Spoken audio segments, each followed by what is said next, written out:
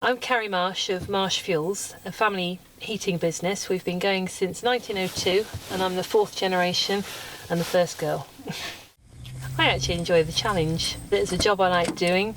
I've dived in. You have to have a fairly thick skin, but it's also, if you kind of go with it, it's a good laugh as well. The guys are great and they help you out if you get stuck with anything.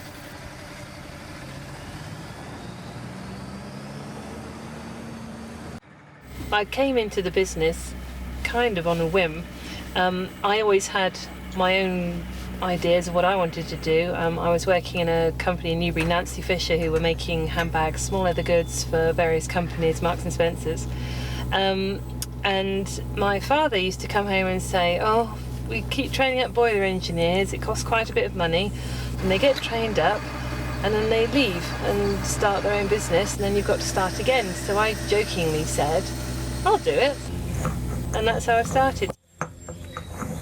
So on an average day, I'll do anything from answering the phone, taking the order, to, if it's an urgent run out, jumping in the truck, taking it round there, and being on their doorstep in a couple of hours, which is when they're most surprised to see me.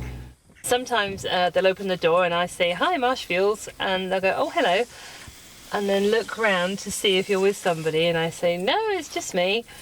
And some people then start jumping around with their gardening gloves to help.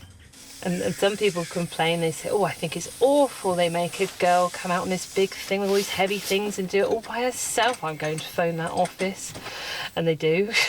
We're just going to let this pedestrian go first. You can't quite believe his eye. I see a dog on the loose here. Ah. The white spaniel, I've lost him.